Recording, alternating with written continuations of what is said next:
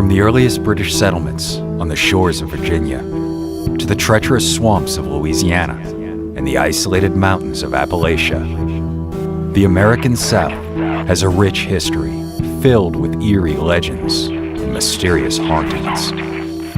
Join me, Brandon Schecksnyder, as I journey into its underbelly, exploring these tales of loss and heartbreak, tortured souls and spirits of the past, documenting ghost stories and legends amidst rich soundscapes and an eerie original soundtrack that can only be found on my podcast, Southern Gothic.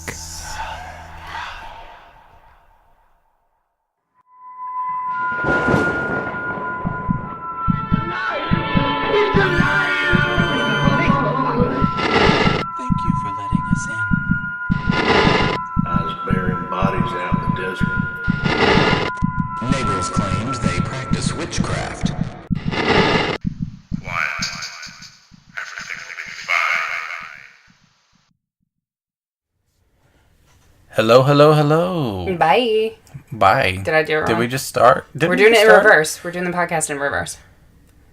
All right, everybody, stay spooky. Stay spooky. Ooh. Hi. Guys, I really don't know what the fuck that was. I don't either. I just need everyone to know that I am potentially suffering a stroke. I am in so much pain that I can feel color. Why are you always in pain? I'm not. And always sick. I just have a headache today. I haven't been sick for like 2 episodes now. I'm gonna fucking roll. I'm gonna be dead next episode. Oh my god, no. The next episode is Katie's funeral. No, that would be terrible. Would you keep doing the show? I would do a podcast, yeah. For the funeral. Would you just leave, like, empty silence for my lines? Yeah. Aww. Just leave empty silence. That would be so sad. Candle still burning. I would have to... All of the people who just started listening to us would be so very sad. Yes. Wherever the fuck they came from, girl. Yes. Well, guys, thank you for letting us in. Thanks for letting us in. All the way in. All the way. Deep. So not just the dip. No, definitely not. Now, so you just heard a promo from a way more professional podcast than ourselves. So good. From Love our them. friend Brandon. Over at Southern Gothic. Probably one of my favorite podcasts that I listen to. I feel like his voice, like he could read me literally anything. Like, I mean, I'm glad that he's reading me spooky shit that I like. Spooky Southern shit, which makes it even better. Right. But, like, I feel like he could read me anything. Well, that's what I really appreciate about it. I mean, is it just really I just love the vibe. Like, I love that it's all about, like, Southern Gothic shit, man. Also, he does his research, like, really, really well. So you should definitely check him out. He is very cool. He does new episodes. His last episode was May 7th. So I think he does episodes every Monday or maybe every other Monday. It is every other Monday. Because he's like profesh and does things. Anyway, you should check him out. You can just Google Southern Gothic Podcast or you can go to SoGo Podcast on Twitter. And you should listen to him. And if you are interested in him, he's actually up for an award right now. So you should vote for him. That's also a good podcast to listen to, especially if you're not like, because they're fairly like quick episodes. They're like in the 20, 25, whatever minute range. If you don't have like a fucking hour to sit here and listen to us bullshit about stuff that we halfway researched. If you have a life. If you don't have an hour to listen to us read to you from Wikipedia. No, I'm just kidding. For real. I love that I'm saying that, though, on an episode where we actually, like, did a lot of research. We actually really did. Yeah, this is actually our episode when we get to talking about it. It's going to be a two-parter, guys. Ooh. Two-parter. Our first two-parter. Because we actually researched that much. Uh-huh. Are you surprised? We did work, y'all. We were surprised. For real. For real. But before we get into today's topic, we have to talk about this that I have in my hand. Katie, they can't see what you have in your hand. That's true. We did go over that last week. They can't respond to us or see what we have. You usually get Which on is me for good, that. because I'm not wearing pants this episode, y'all. Your girl has a headache, which means no pants. Trust me, honey. Some days we just have a face for podcasts. Which is fair. Probably most days, actually. Yeah, most days, definitely. Yeah. But what she is holding in her hand is this it's a hellish, beautiful piece of art from our dearest friend and my personal... How would I call her? Lord and Savior. I would call her my hellish godmother. I fucking love her. In all the ways. In the biblical way. Yeah, no, totally. I could not say... We didn't even mention who this was. Her name is Sickwix. Yes. So, if you have an Instagram account, if you do not have an Instagram account, make an Instagram account. And then look up Sickwix. Sickwix. That is our girl. She makes these sick-ass candles, and they are all horror-themed. Mm-hmm. What we have today is a Leatherface candle. Mm-hmm. And the scent is Satan's Den. And let me tell you something about her scents. What I really, really appreciate is, like, she has the most unique scents, like, that I have ever really smelled. And they are very, like, they have an amazing throw, and they last forever. They really do. And they also, like, they're unique, but they're familiar in a weird, like, they are very, I don't know, they just always make me think of Halloween, and they, like, in fall, and I don't know.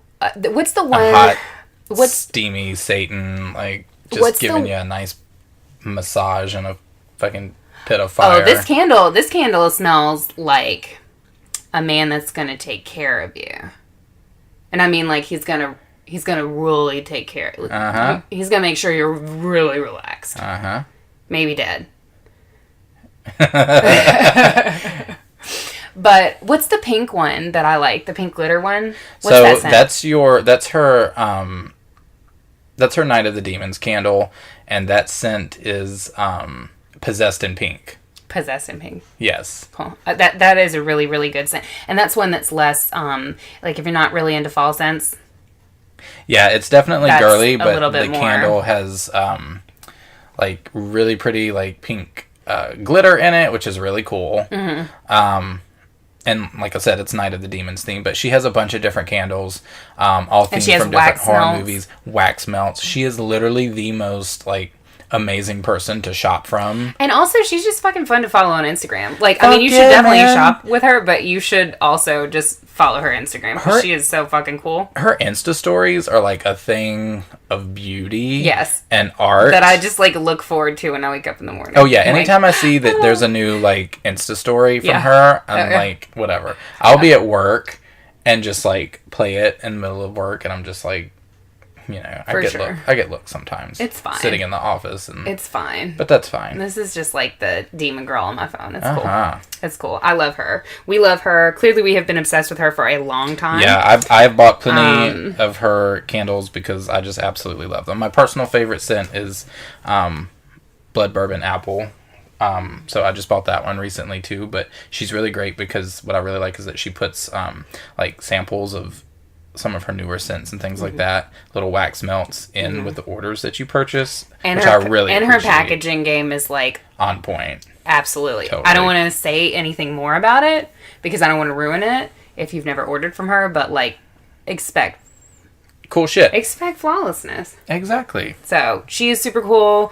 We love you, J Fear. J Fear is her other name. On Etsy. Yeah. We love you. We love your shit. And every podcast that we do, we always talk about how we're lit by candlelight. We actually are. Yeah. And it's always her candles. Always. So, like, it's kind of like a ritual for us. Mm-hmm. So we were excited to talk about her this week because exactly, we always be burning her shit. For real. So let me tell you, we're going to get into the meat of what we're about to talk about. I'm pissed. Yeah? Why? I'm so fucking pissed. Why you mad today? Is that what that meme is? Yeah. What y'all mad about today? I'm big mad. Why? I'm big mad. So, did you catch any of the Met Ball? You know I didn't. I'm an old lady. I'm an old-ass lady. So, their theme... I caught it the next morning. Yeah. Well, their theme this year was heavenly bodies, fashion, and the Catholic imagination. Okay. Probably one of my most absolute favorite themes they have ever done, besides the Alexander McQueen Savage Beauty. So, if anyone doesn't... But, I was just very underwhelmed. I was so underwhelmed because there was so much that you could have done, and very few people did anything. Yeah, I remember I looked through the pictures, and it was there were a couple of things that were well, okay. You know who I didn't get? I did not see Janelle Monáe's outfit. Did she go? Yeah, she did. And did she do surprisingly, well? I was kind of underwhelmed. Really? I mean, I got it. She had she was in black and white. I mean, always. But she had this, super, wide-brimmed hat on that had, a yellow, a gold metallic, undertone to it. So, when she wore it, it kind of looked like a halo, almost. Which was cool. But, I was just really, this is Catholicism here. I just needed, I needed someone to show up in a fucking full-on Pope robe, swinging the damn lantern of smoke, and then just gets up to the top of the stairs and just tears away to reveal a fucking latex BDSM bodysuit and just serve a moment. I needed nude hair coming all the way down with a bloody crown of thorns with a cup of communion wine, and just get up to the top of the steps and just drink it and have some just fall down your lips. I was expecting more, and I just did not get that. But that's because they don't fucking invite us. For real. How about that? Let's start a get the haunted heart to the Met. Get the heart. Bitch, I can't dress myself for regular life. I'm not wearing pants right now. I am wearing your t-shirt. For real. My bra is somewhere in the living room. It's hanging on a door handle. I mean, it's really real right now in the podcast loft, in the podcast area. Well, even if we could get it would be really hard for us to go because you have to pay it's $30,000 for a fucking ticket. I'm good. And also you have to be invited by Anna Wintour. Oh. So even if you could fork it out, that doesn't mean shit. You have to be invited because it's apparently very, very exclusive.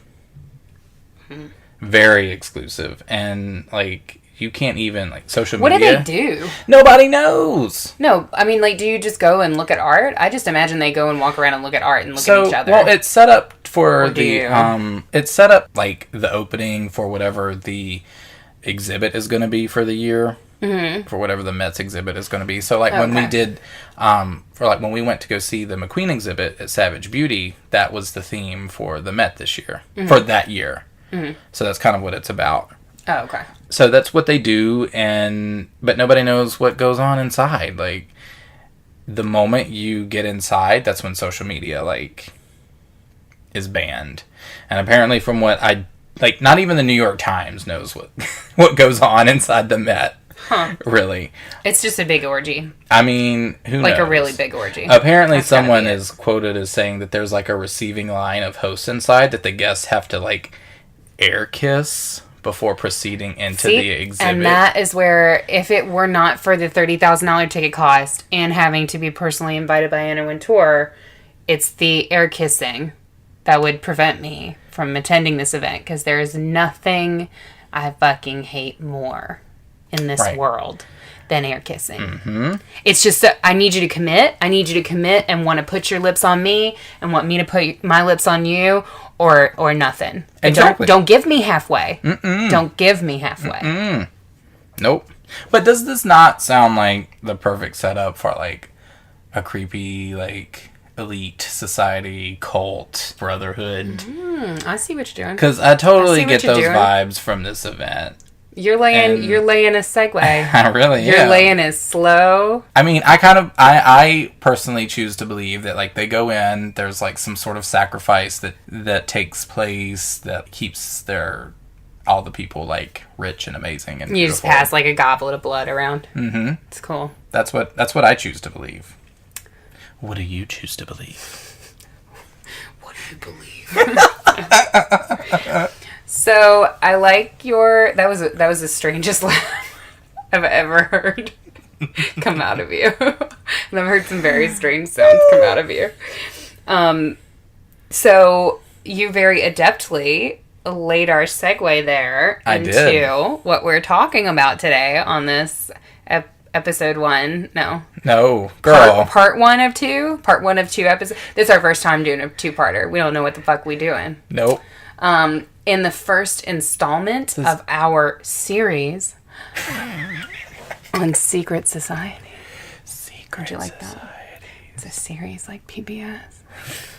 Motherfucking PBS. So, I today am going to talk about a secret society of sorts that has been brought to the light recently, called NXIVM. Isn't that a pill? It's not the purple pill. It's not the purple pill. But it's not actually spelled the same. It's pronounced the same, but it's not spelled the same. It's spelled, oh my god, this is so fucking stupid. It makes me so mad. So it's spelled NXIVM. Like, that kind of reminds me again of the SpongeBob meme. It's like it's just so extra. Like, it just makes me so mad. But yeah, so NXIVM has been in the news a lot lately. I don't know if you've heard about them. I have not. So they captured attention back in, well, some stuff happened before that, but they really got the spotlight when Allison Mack, who is an actress from Smallville, she was arrested in April on charges of sex trafficking. Oh, wait. Because I of her remember role. Saying something about that. Because of her role as a recruiter with NXIVM. So I kind of wanted to know a little bit more about them because I love me a cult. Y'all know I love me a cult. Mm-hmm. I feel like it's good that I'm living now when, like, in our current time, as opposed to earlier, because I feel like I maybe could have been susceptible to, like, the Jim Jones cult. Oh, or totally. Like, fucking absolutely, You'd have just been like, but Charlie Manson just really had great bone structure. Like, I mean, I unpopular opinion, he wasn't unattractive as a young dude. I mean, definitely as an old dude, not hot. But, like, as a young guy, I mean, he was cool. Do you just see those sunken cheeks? Like, you know I love sunken cheeks. Uh-huh. You know I love them when they look about half dead. They look like they're on their way out. And pasty.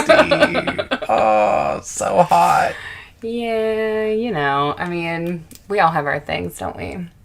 But I feel like Heaven's Gate, I would have fucking been in Heaven's Gate, because it's all about, like, space and the stars and, like, other planes of existence and shit. I would have been in Heaven's Gate. Mm-hmm. But nowadays, I feel like a lot of people think, myself included, before I started researching for this week's episode, that cults, like, aren't as much of a thing anymore because we have the internet. And everybody has most everybody has a smartphone in their pocket where they can look up anything at any point in time. Well, that in and of itself is a cult. It's sort of, but, like, my point is that, like, because we have access to so much information, I feel like a lot of us, myself included, feel like the whole cult mentality thing is a lot harder to pull off, or potentially impossible to pull off. But actually, in researching this week's topic, I found, like, that's not the case at all. So, digging into NXIVM, NXIVM is centered around its leader, whose name is Keith Raniere. And you're gonna love this. He doesn't go by Keith Raniere anymore. He goes by his nickname, which is the Vanguard. The Vanguard. I'm sorry, what? The Vanguard. Can you imagine this? And we'll post a picture of him on our social media and stuff. But, like, this guy looks like... I mean, just picture your typical nerd, right? And he just fucking comes up to you in, like, a hooded cloak, and he's like, I'm the Vanguard. Like, how could you not laugh at him? The Vanguard. I literally feel like I would do that thing. You remember... Tangent to the tangent. Do you remember that time that we went through... God, I hope it was you now. That time that we went through that drive-thru and I ordered a sundae, and the guy got ready to give it to me, and then someone just popped out of nowhere behind him and was like, do you want nuts? And I literally made eye contact with the guy and cackled in his face and never dropped eye contact at all. I don't think that was me. For some reason, I thought it was you. Now I have no idea who I embarrassed myself in front of, but I couldn't stop laughing. I cried. But I also couldn't stop looking at him in his face. Oh my God. It was bad. I feel like that's what would happen if the Vanguard came to me to ask me to join The Vanguard. It sounds like a terrible superhero. Sounds like a terrible, like, wannabe supervillain. That is not a supervillain, but, like, is trying to be. I don't... It's just bad. But anyway, remember his name, because that becomes important in a few minutes. Remember the Vanguard. Oh my God, please don't. That's how he signs all of his emails. Remember the Vanguard. Remember the Vanguard. What if he ever hears this podcast? Like, listen. I'm just still trying to figure out which one of our. I'm still trying to figure out which one of our followers is going to be the first to kill us. Like. Oh, that's true. I don't know. So add him to the list, honey. I'm sure after last week's episode, like, I really did not like. I was really, like, when I was doing my research, I was trying to make sure that I was, like, trying to be funny this episode, because, like, I really did not want to bring it down again and then be someone's 13th reason why. Like, dude. Fuck. Shit was heavy last week. It was. Yeah. So we're just going to talk about some nice old harmless cults. They're not harmless at all. No, nothing we fucking talk about on this podcast. What did he do, though? So, okay, we need to talk about this dude. So... Basically, Keith Raniere was born in Brooklyn in 1960, and he had an advertising executive for a dad and a former dance teacher for a mom. Okay, sounds like pretty normal. He was raised in the suburbs, and he claims to have been a child prodigy who won the 1989 Guinness World Record for highest IQ, and that he obtained 3 degrees from Rensselaer Polytechnic Institute in Troy, New York. University of Phoenix online. Fucking sounds real hard to say. No shade to anybody. Get your degree on your own time. Absolutely. I'm all about it. Absolutely, man. I've taken a University of Phoenix class. It actually was pretty cool. Yeah.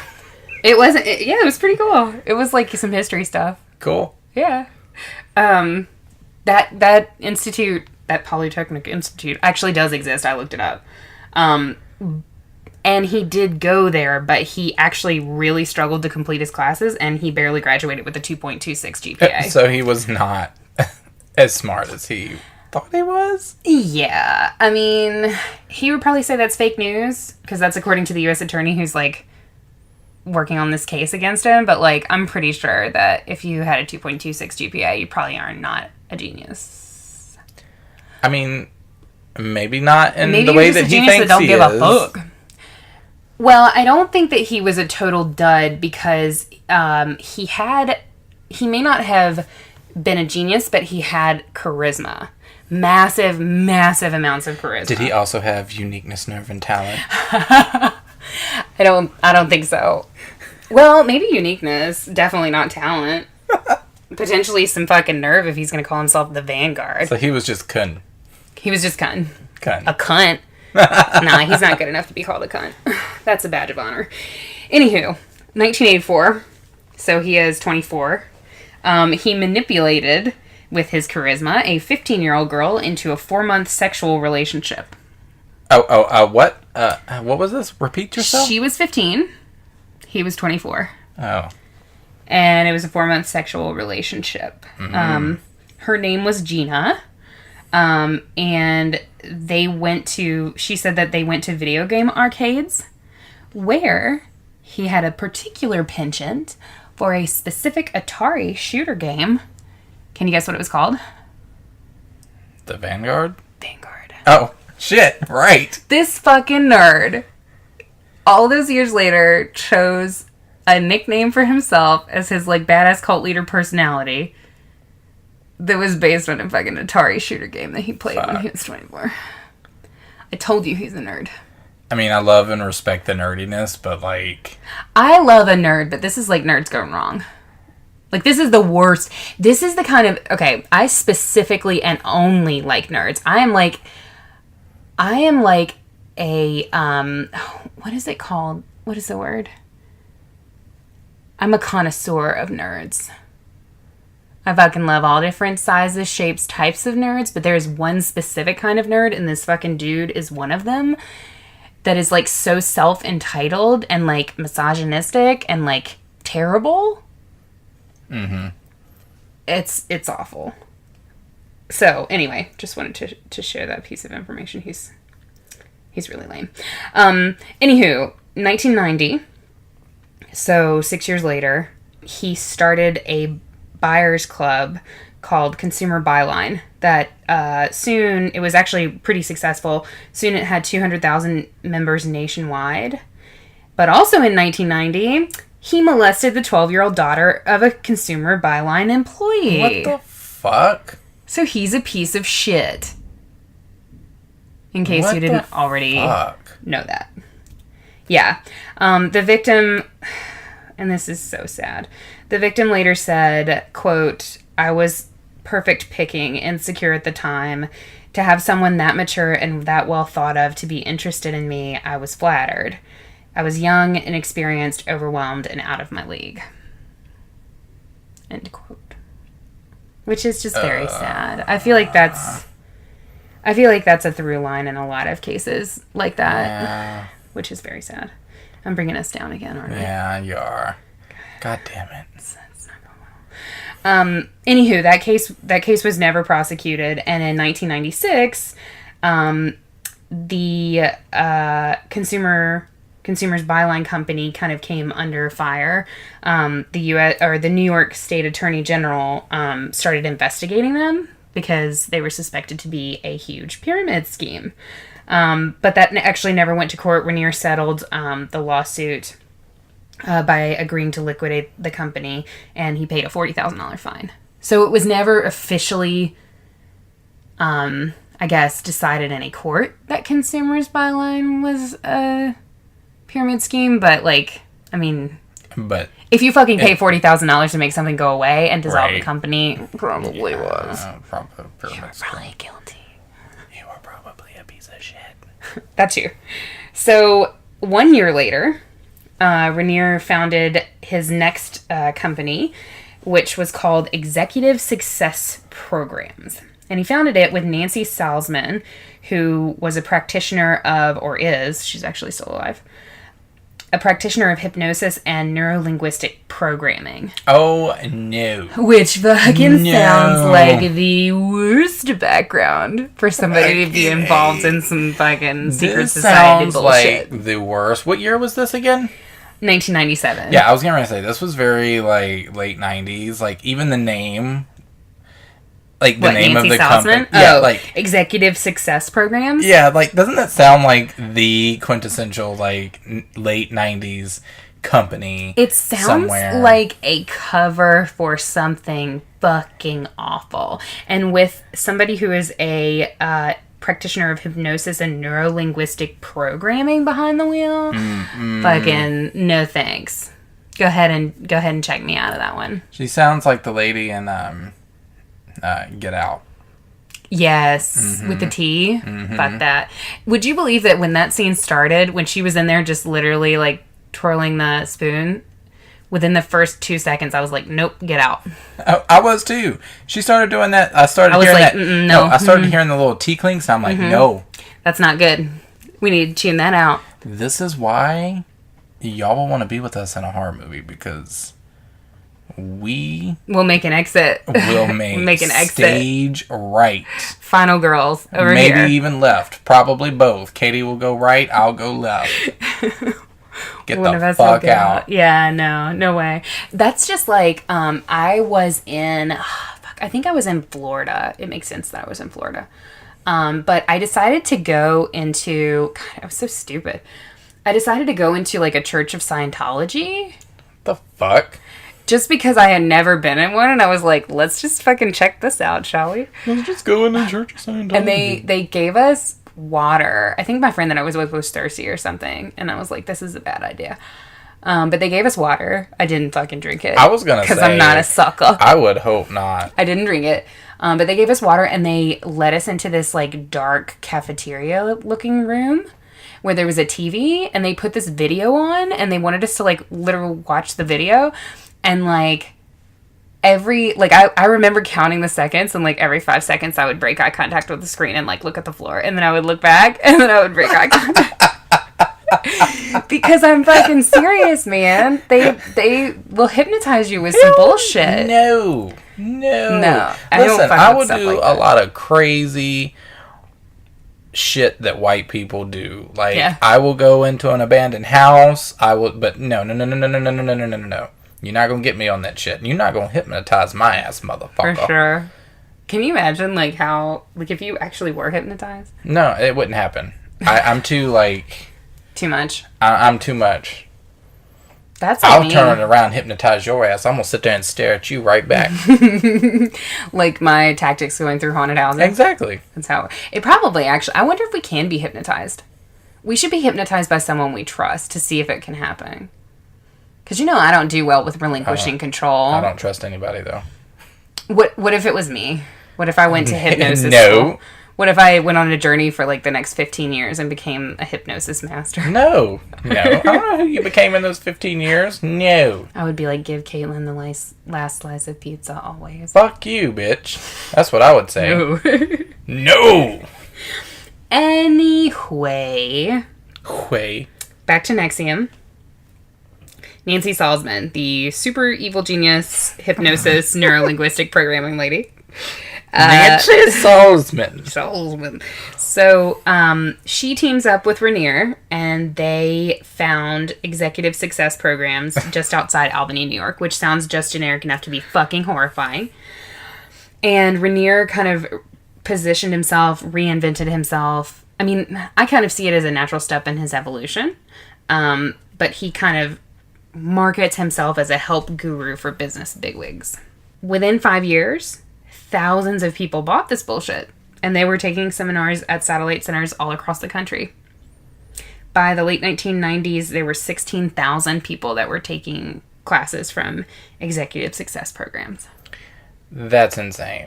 And they were called intensives. And the stuff that these intensives were on, it was like bullshit, like being your authentic self.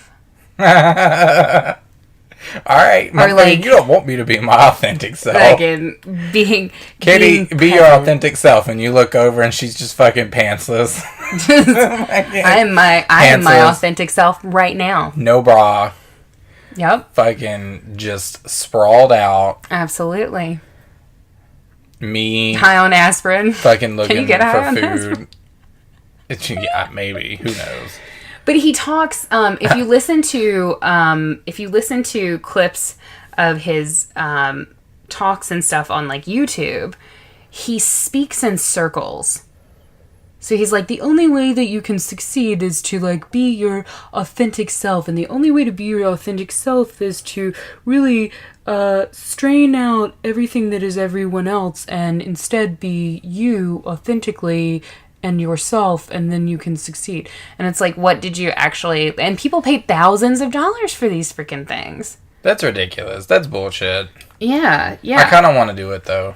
No. Like, make my own so I can just get me some fucking money. Be your authentic bullshit self.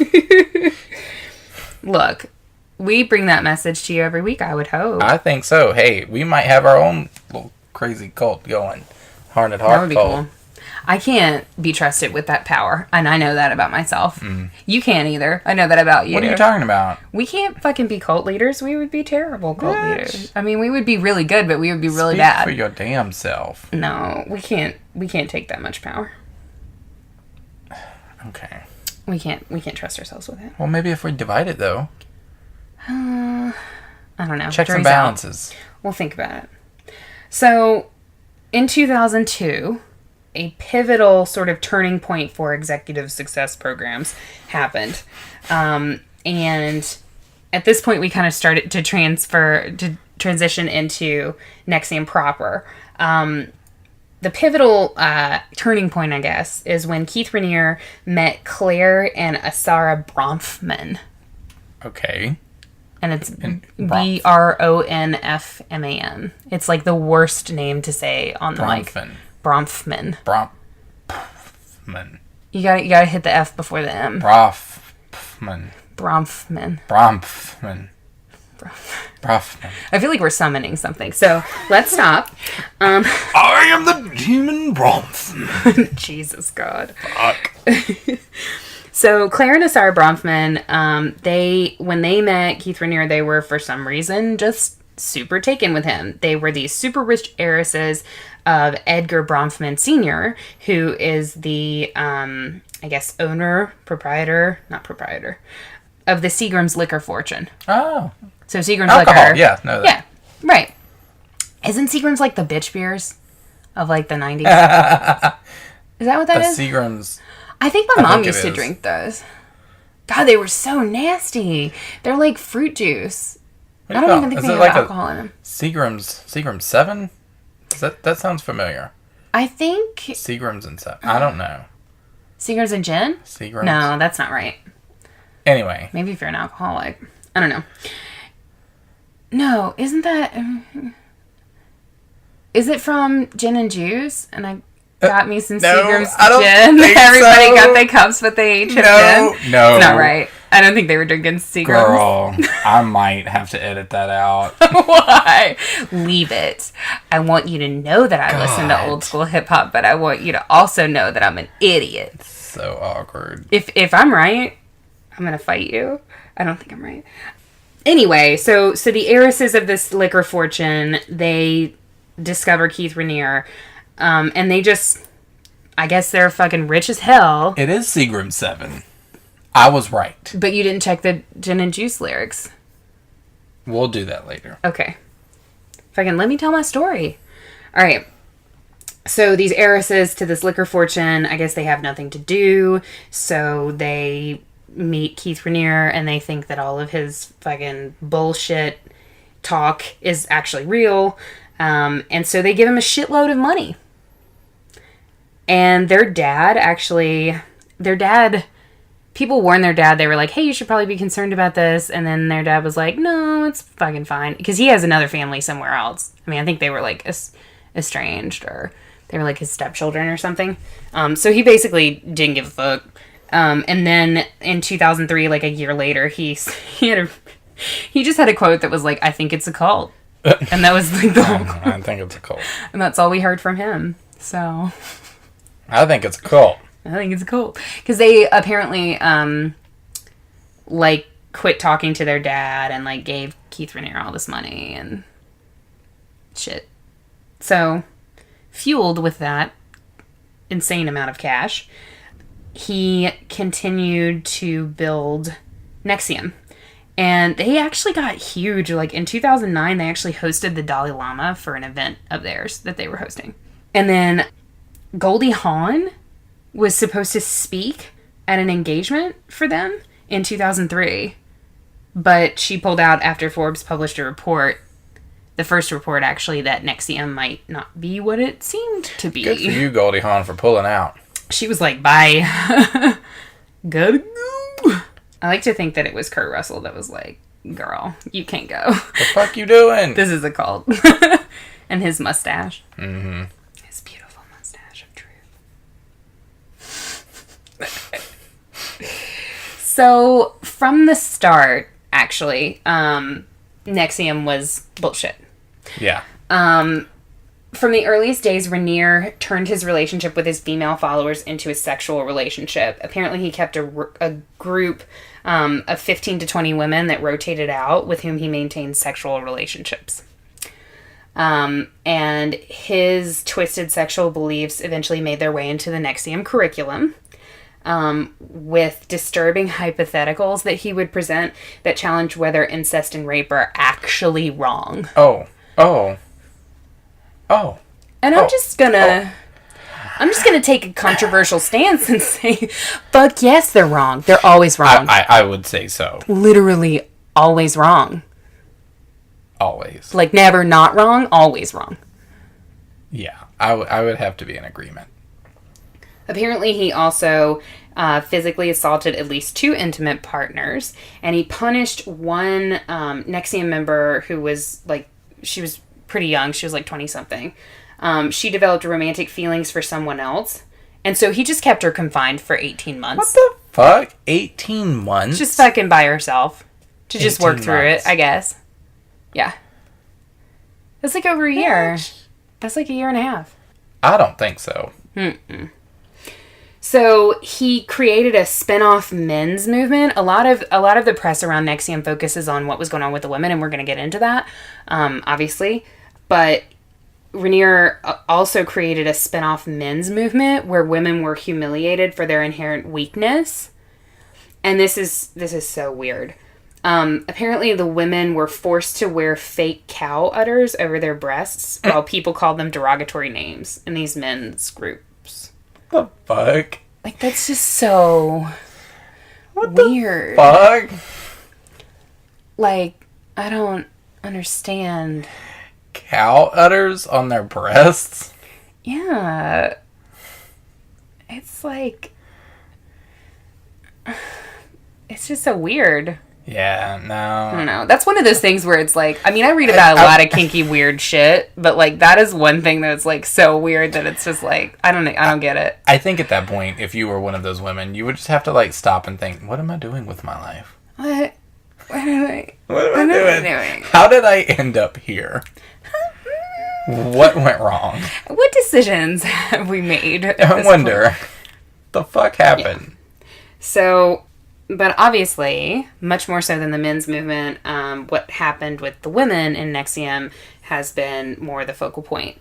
So, in 2015, Rainier created a group called The Vow, which was a secret society where women were recruited to be slaves under the false pretense of joining a women's only mentorship group.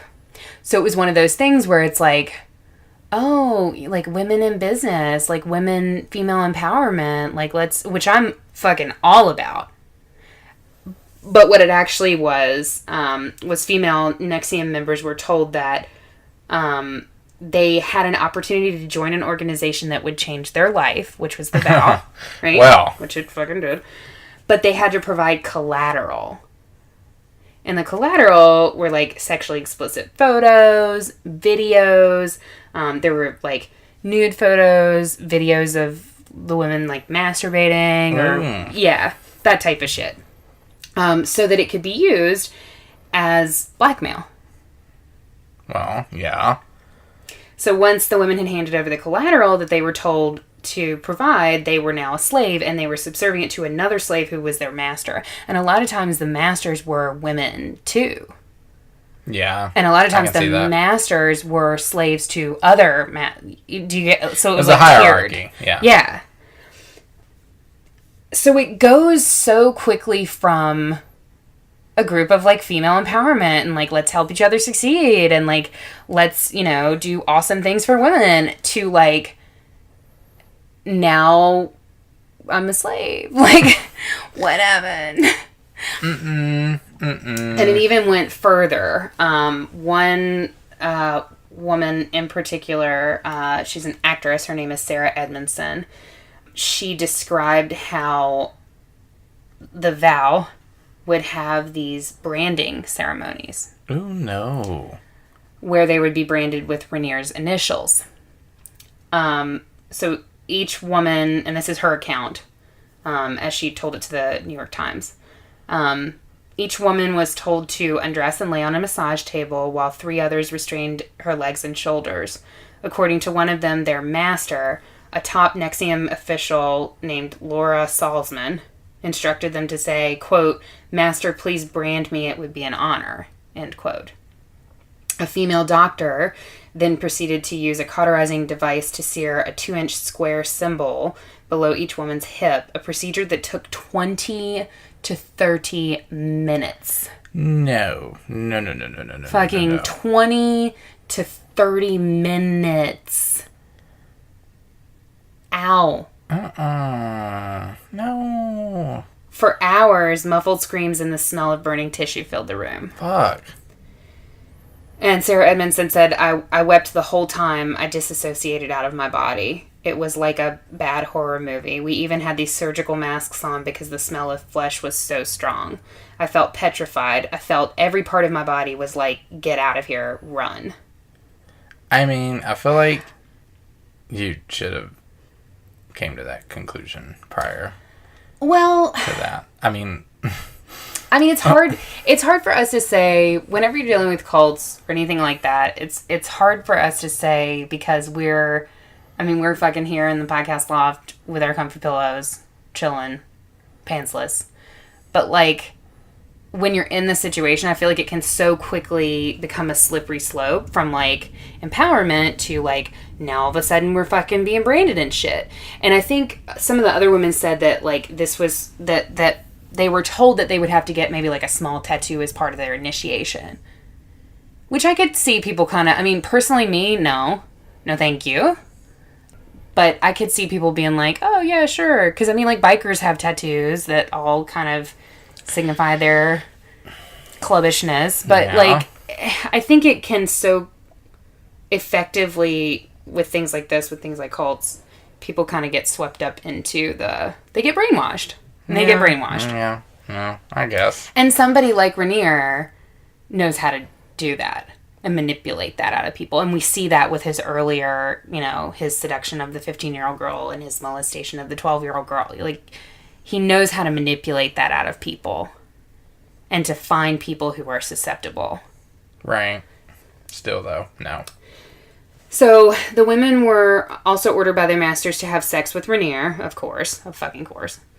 And they were ordered to endure torture, including sleep deprivation, ice-cold showers, and extremely low-calorie diets. Which is about the point where, we would be... I'm sorry, a what? Low-calorie diet? I'm sorry, bye. Sorry, I gotta go. I'm sorry, you want me to what? No sleep and a low-calorie diet? I'm sorry. What? Yeah. No. Excuse me, Mr. Vanguard. No. It's just bye. It's just not gonna work. It's just not gonna work out. So in October 2017 is kind of when things kind of started to come out about this secret society. The New York Times exposed the slave society with the help of Sarah Edmondson, who gave that not testimony, but who gave that interview about the branding process and the type of stuff that was happening.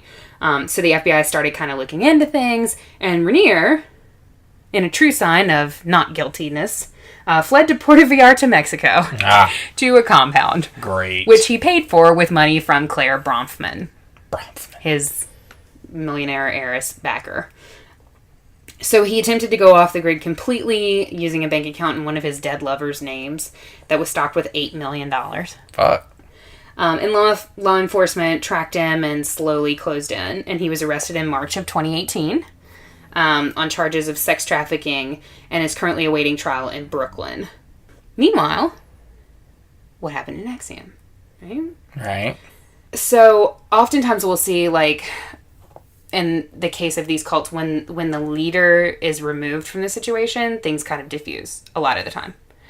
That hasn't been the case so far with NXIVM, because Nancy Salzman, who's the co-founder, is now officially in charge.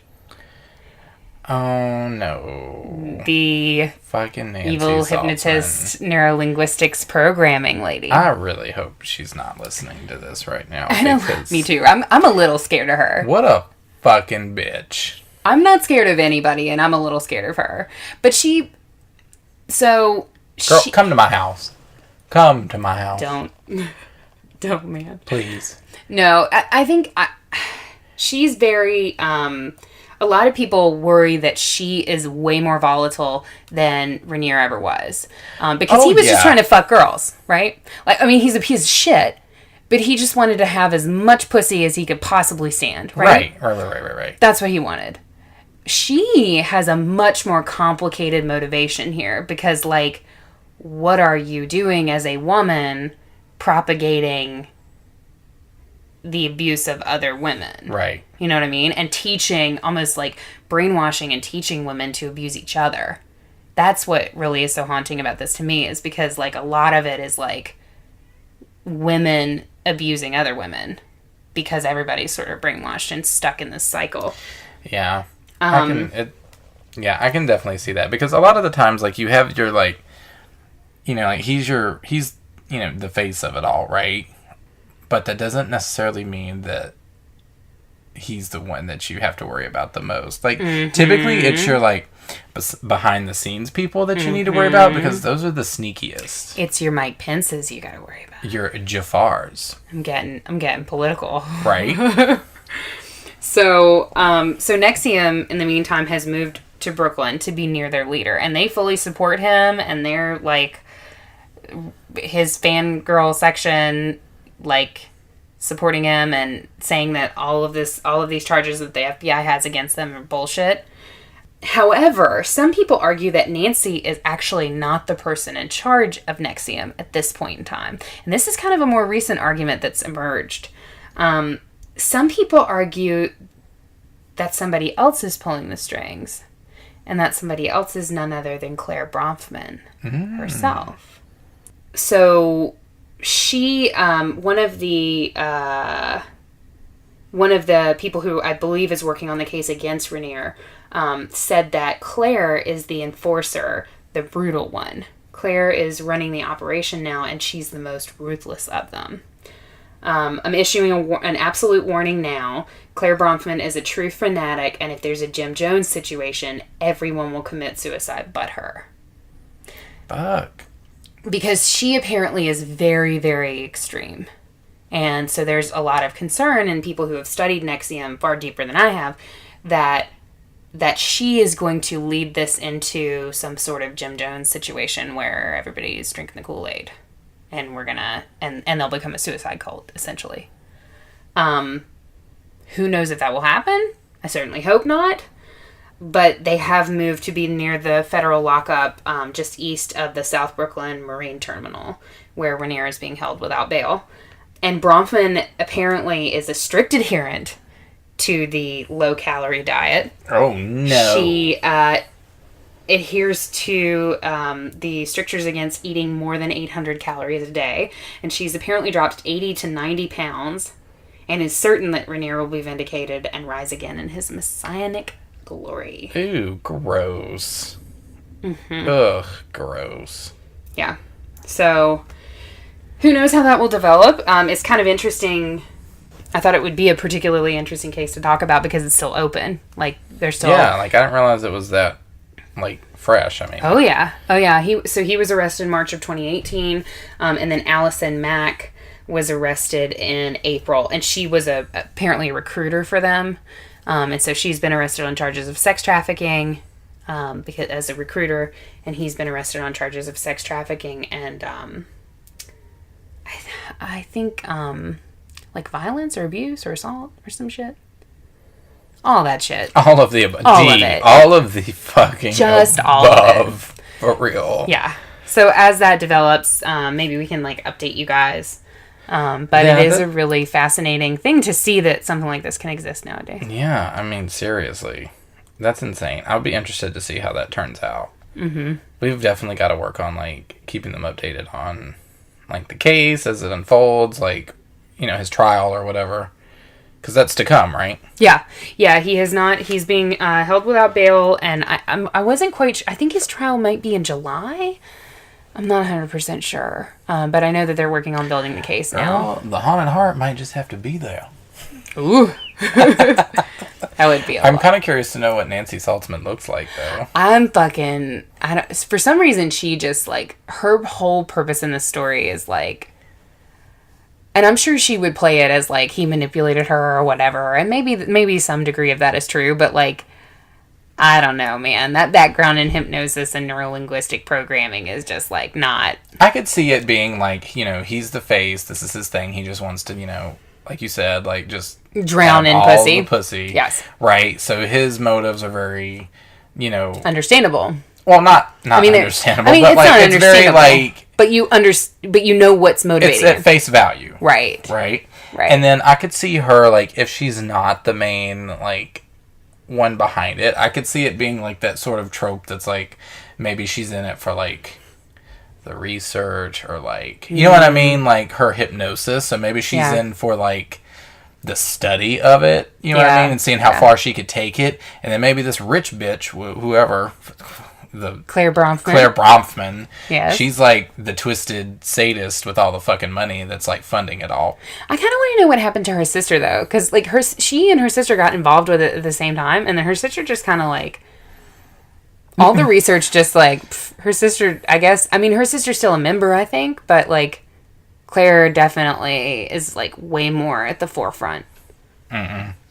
So it's fucked up. Well. I have something that's a little more... It's definitely not current. Okay. So I'm going to take us back. In the way back? I'm going to take you to the way back. To the way back. Now, as our listeners will know, we live in the DC area, right? Which is filled... with traffic. And Maryland drivers. And symbology and Freemasonry. But guess what? I think you think that I'm going to talk about that, but guess what? I'm not. Yes, we live in DC, but today I'm going to take you to Ireland. Again, what a terrible... Are we going back to fucking Ireland? Oh, we are. Are you gonna fucking how ya? How ya? I think your accent is getting better though. That was better. I think it is too. That was better. So I stumbled upon these, what they call Hellfire Clubs. Okay. I'm into it so far. What's your initial reaction? Hellfire Club. Somebody asked you to join it. I feel like I'm seeing like a black cat suit. I'm seeing like old school drinks. I'm seeing like a Manhattan, a Tom Collins, a seedy bar, a lot of smoke. I'm into it. Yeah. I would go if I was invited to the Hellfire Club. I would go. I would not go to executive success programs. No. But the Hellfire Club, you can sign me right the fuck up. Right. So the Hellfire Club was a name for several very exclusive clubs for men of a certain nobility, stature, prominence in society. But it's Ireland, so is it just like if you have shoes, you can come? No, but come on now. One of them. So the one thing that is that keeps it so secret is that there were different ones that popped up. Okay. So it wasn't just one Hellfire Club. Were they related? They were similar, but like they had different people founding them. So it was like this person started the original Hellfire Club, and then this person started it in Ireland. This one started it in Britain. So it sort of like pops up in multiple. So it was like a KFC. It had franchises. Yeah, kind of. But where I'm going to be taking you is Dublin. Did you fucking say Dublin? Dubland. Dubland. Dubstepland. I'm going to take you to Dubstepland. Dubland. And so I'm going to be pulling from this article that I read from the BBC. Oh, okay. All right. Where I get all my news. Right. And I just thought it was absolutely hilarious. So, I believe, if I'm not mistaken, the first Hellfire Club was actually founded on Walpurgis Knot. Cool. Cool. Italian. So that sort of like sets Italian. in the tone, right? Okay. Sets the tone. So if you drive out of South Dublin and climb Montpelier Hill, on top squats the shell of the old hunting lodge built for Irish parliamentary speaker William Connolly in 1725. And we have a team of archaeologists that are excavating the site to find out more about the 2 prehistoric passage tombs on the hill, which I don't think I touched on that in our episode where we went to Ireland. But he built this lodge for the Hellfire Club, and it's kind of like, I think there's some paranormal activity going on with it as well, because he apparently used stones from like the ancient passage tombs. So their destruction really just sort of marks the start of, like, the association with the supernatural. But anyway. So, essentially, these people were a group of aristocrats. They really just wanted to have a good time. Right? I'm down with that. So, he had many, like, really weird, like, eccentricities. But he liked to receive guests in the nude. As do I. I like to receive food delivery people in the nude. So his club... Shamelessly. Right. So his not in a sexy way either. Just in a, here it is. Just receive people. It's been a long day. Mm-hmm. So the club was one of many in both England and Ireland, where rich young rakes indulged. I love that word. Indulged in ceremonial drinking and dining, gambling, carousing, all of the above. I love some carousing. But you had a few clubs that crossed the line into sex, blasphemy, and just overall, like, you know, your typical devil worship, satanic sex orgies, that sort of thing. I mean, there's a thin line between carousing and sex orgy. Mm-hmm. How do you really know when you've crossed it? So, the first Hellfire Club was set up by the Duke of Wharton and specialized in daring deeds like playing cards on Sunday. And eating pigeon, known as Holy Ghost pie. Okay. Which was chronicled in this book by Evelyn Lord called The Hellfire Club's Sex, Satanism, and Secret Societies. The most notorious club was formed by Sir Francis Dashwood with the motto Fais ce que tu voudras. Which means? Do as you will. Oh, okay. So, Dashwood's club included some of Britain's most senior statesmen and aristocrats. They met in a series of underground caves in West Wycombe, and legend has it in what they say. Kind of stroke was that? I don't know what the sentence was going. Legend has it indulged. That they indulged in a lot of risque behavior with the strict motto: "What goes underground stays underground." Huh. I wonder if that's where we got, like, what happens in Vegas stays in Vegas. Maybe. From. You know what I mean? It sounds very familiar. It does. Enough familiar for a copyright lawsuit. What goes underground stays underground. That sounds like you're trying to bury a fucking body, though. It does. It does. What goes underground stays underground as long as it's weighted. For real. And properly at the appropriate depth that rainwater does not bring it up. Right. They had, like, a separate name, which was called the Monks, or the Friars of St. Francis of Wycombe, which I guess was supposed to be, like, it's supposed to, like, poke fun at, like, religion, so they called themselves the Friars. Because it was anything but saintly, and involved drinking, wenching, and banqueting. I need a definition for wenching. Prostitution? Okay. All right. I'm going to say one article that I read said that the prostitutes would be called nuns. Like, he would call them nuns. That's pretty funny. And then later there were suggestions of ritual, like, abuse of women, black masses. Yeah, that's less fun. That's less fun. But we don't really know if that was just, like, the people who were against, like, that sort of thing, just, like, trying to be, you know, trying to cast a bad light on them. Mm-hmm. So, like I said earlier, the clubs appeared in waves, first in London in the 1720s, then in Dublin, and Limerick in the 1740s, and then the Dashwood Club of the 1750s. And people really associated them with what was going morally wrong in society. You know, being that there was sexual energy, drinking, revelry, parties.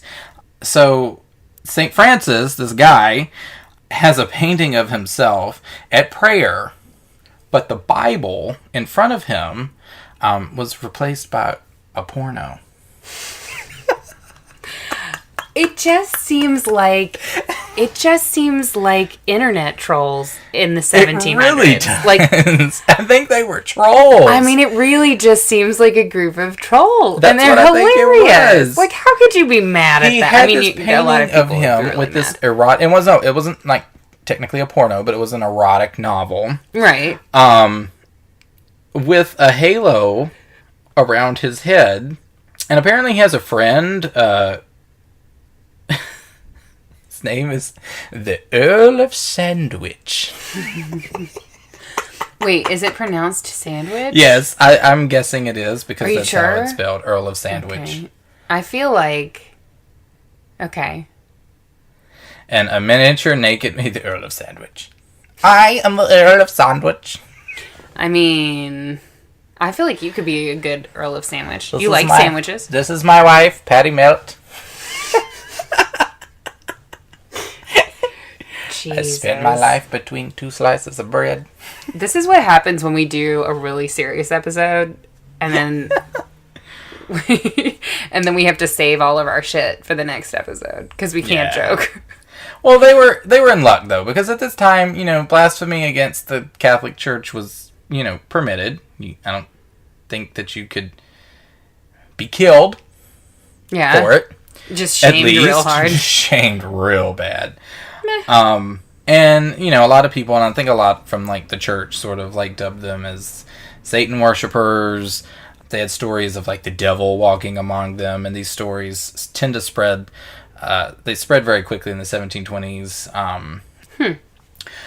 And in Ireland, the Dublin Hellfire Club first met on Corkhill at the Eagle Tavern. And they said that on one occasion, the guy who was in it stripped naked to receive a visit from the eminent clergyman Samuel Madden, co-founder of the Dublin Society. So yeah, he saw that he knew the clergyman was coming. And he was a real clergyman? Yeah. Oh. Yeah. And another one of the club's members, James Warsdale, was an artist, playwright, and womanizer. And once on a visit to Mallow, wherever that's at, he's quoted as made a little too free with his landlady's daughter, causing the irate mother to beat him through the town with a hot shoulder of mutton. It sounds like an Irish woman. I love it. I love it. A hot shoulder of mutton. I feel like if you haven't beaten someone with a hot shoulder of mutton, you haven't lived. Right. YOLO. She just grabbed that fucking mutton, man, and she's like, you did what? What are you talking about? She already had the mutton. She was eating the mutton. She chased him For with sure. that fucking hot leg of mutton. You use what you have. For real. And so that's all, like, fine. Like, from that point, like, it's all just, like you said, pretty much people being trolls. Right. And it kind of got a little dark for a minute because there was this one guy. He's kind of like, I would put him as the equivalent to, like, he's like the party foul. Yeah. So you had this one guy, Henry the Fourth Baron Barry of Santry is his name. And these were all names they gave themselves, right? I think, okay. yes. Okay. And Lord Santry was civil enough when sober. Yeah, that's the key. But he was rarely sober. Yeah, that's the key. He was rarely sober. That's the key. And he once murdered someone. Like, this servant was ill and bedridden, and he forced the man to drink a bottle of brandy, drenched his bedclothes in alcohol, and set him on fire, burning him alive.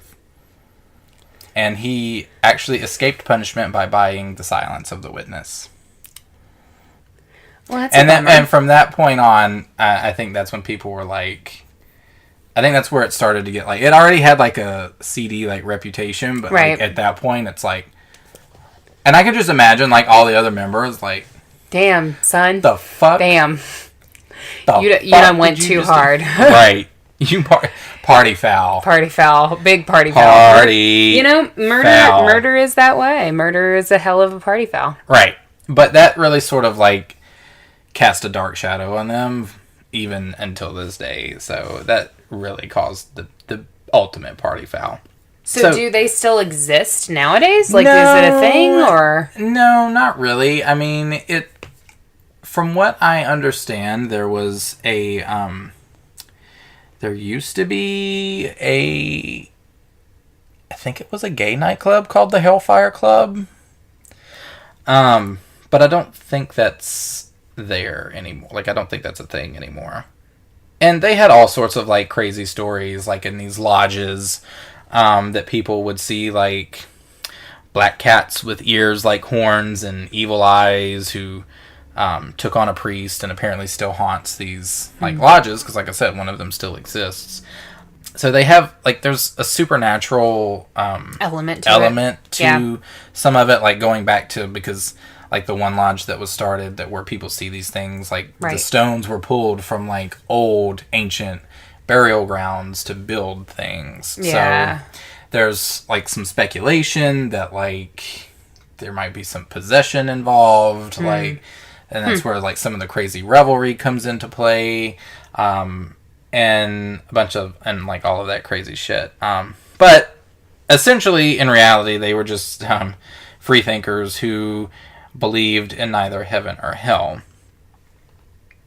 The rumors around this, like, Dublin Hellfire Club's reputation for black magic and mystery just really sort of, like, continues to echo down the years, because you get some people that think that they're, like, they were just having a good time. Yeah. And you got some people that just think that, they were devil worshippers. Who really knows? And then one of the guys actually, like, because they started, the Hellfire Clubs started getting shut down. And, like, one of the guys turned into, became a Freemason. Huh. So, which that will tie into part 2, which I will talk about next week. So, yeah. Cool. Crazy sexual...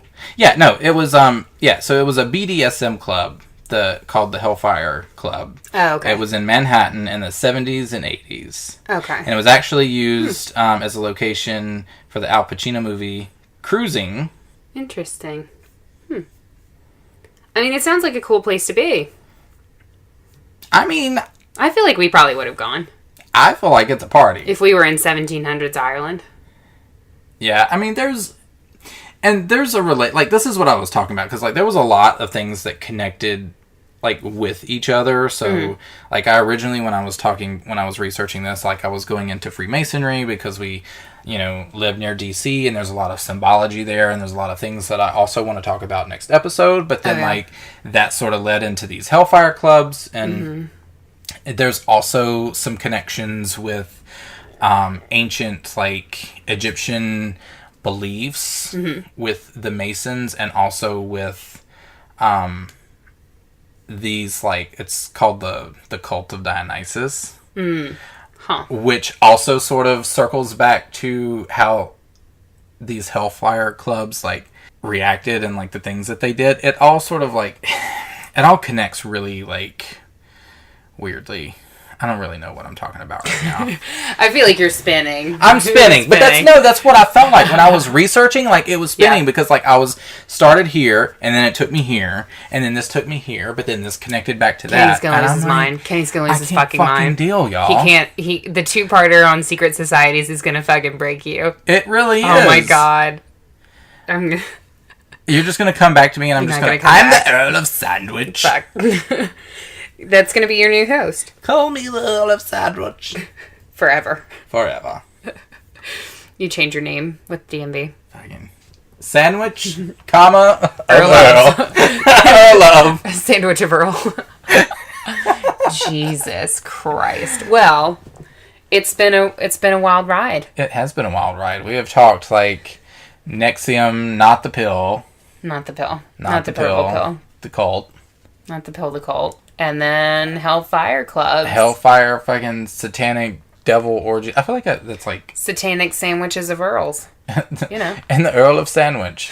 And his fucking... porno in place of a Bible. Is your cat screaming again? I don't know what he's doing Jesus right Christ. now. He's doing something. Alright. Well, we will be back next week with more on Secret Societies. In the meantime, come hang out with us. We are on Instagram at the Haunted Heart Podcast. That is our handle. I fucking know it this week because I fucking looked that shit up. We are on Instagram at the Haunted Heart Podcast. We are on Twitter at the Haunted Heart. We also have a Facebook group, and it's like a semi-private thing. You have to request to join, but of course we'll approve you unless you are a serial murderer. So just on Facebook, search the Haunted Heart Podcast. That should take you to our group and request to join it. And then you can hang out with us there. And we post all kinds of like bonus material from having to do with the episodes. We post media, things like that. And it's just kind of a...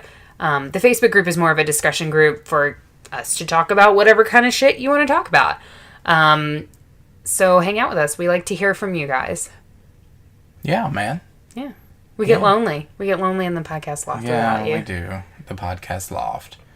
Lit by our Sickwicks candle. Hells yeah. By the way, the loft smells fucking amazing right now. It absolutely does. Smells like Satan's den. It does. Kind of perfect for the Hellfire Club topic. That's true. All right. So until next time. And as always, stay spooky.